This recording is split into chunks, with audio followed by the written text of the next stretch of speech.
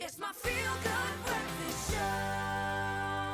Welcome back to your Feel Good Breakfast Show. It's Expresso right here on SABC3. Now, we all want to live the dream of being an entrepreneur and maybe owning our own empire, but you need more than just a good idea to start a business. That's right. You need the skills, the resources, and correct financial knowledge in order to manage and grow that idea into a profitable success. Taking the leap into entrepreneurship is no small undertaking, but is potentially one of the most rewarding experiences, and I can speak from my own experience. But before embarking on this journey, there are a few fundamental factors to take into consideration to ensure a thriving and profitable business. Got to get the groundwork done.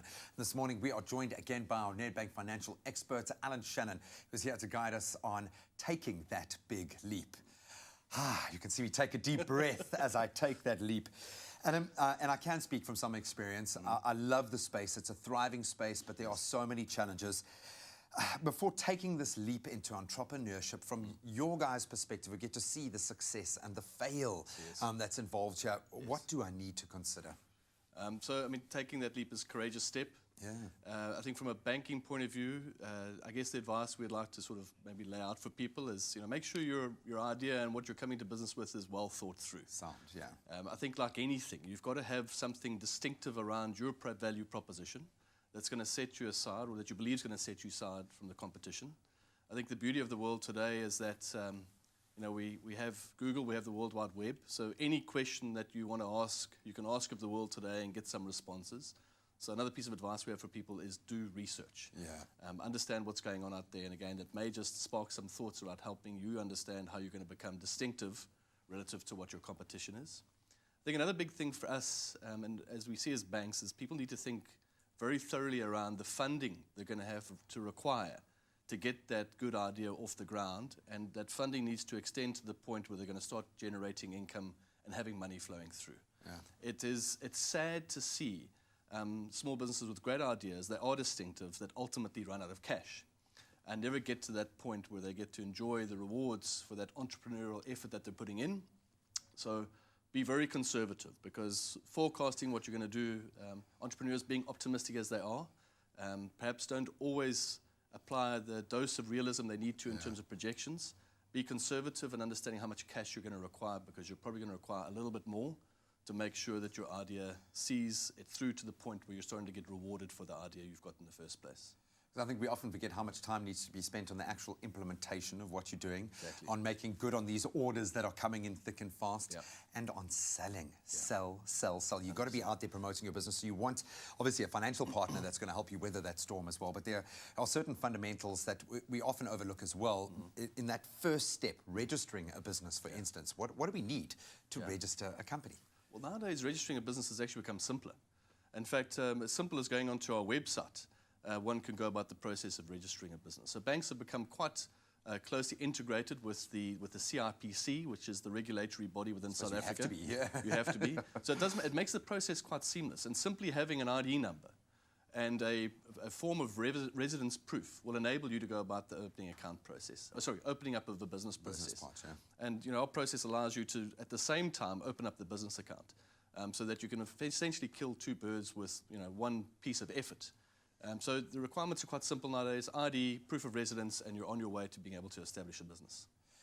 The kind of business entity that I set up, does that, in your experience, have impact on the success of that business? Tie that together for us. I'm not sure it has an impact on the level of success. It may have an impact on how seriously people take you as a business. So, becoming a sole proprietor, which essentially means you can trade in your own natural capacity, there's a couple of advantages and disadvantages to that. The advantages are it's easy to do. You don't need to register a thing. The disadvantages are you're going to pay a higher tax rate relative to what you would pay if you were registering a company. And I'm not sure when you start trading with certain people that they're going to take you as seriously if they're dealing with you in your personal capacity versus dealing with a registered company. On the company side, it's a bit more regulation attached to it, a bit more bureaucracy in setting it up. But like I said just now, it's become a lot more seamless, and you enjoy the benefits of paying a lower tax rate relative to what you incentivize small businesses. Absolutely. A little bit more bureaucracy, like I said, specifically in terms of how you go about establishing financial statements and records. But I do think it's worth the effort. If you're a serious entrepreneur, ultimately you're going to end up going that direction. You may as well do it early on. The other big important element, of course, between registering yourself as a business as opposed to doing business as a natural person is the personal liability issue. When you're trading as a natural person, your creditors, whoever they are, have access directly to you. By registering a company, you remove yourself from that liability. It's no longer personal liability, it then becomes company liability. So it's an important way to protect yourself as part of the business processes. And so, again, another advantage to go about registering a business through the CIPC. And so often as a small business, you are punching way above your weight class. Yes. You're dealing with big players who do have those kind of reserves and the protection. And it's not meant to shield you from the responsibilities of a business, but rather shield you from the shortcomings, the things that you don't plan for or can't plan for, 100%. Things that happen to you. Alan, thank you so much. Loving this journey that we're on. And whether you are starting out in the early stages of your business or wanted to grow your small business even further, Nedbank has extensive experience in serving and enabling small businesses. Their expertise will guide you in your financial decisions and equip you with the right tools to manage and, of course, grow that business. And for more information and expert advice, all you have to do is stop by nedbank.co.za/business. I'm an entrepreneur, a game changer. Now, I need my money to up its game for my business. Get a new generation small business bundle and save up to 40% on banking fees. See money differently. Nedbank.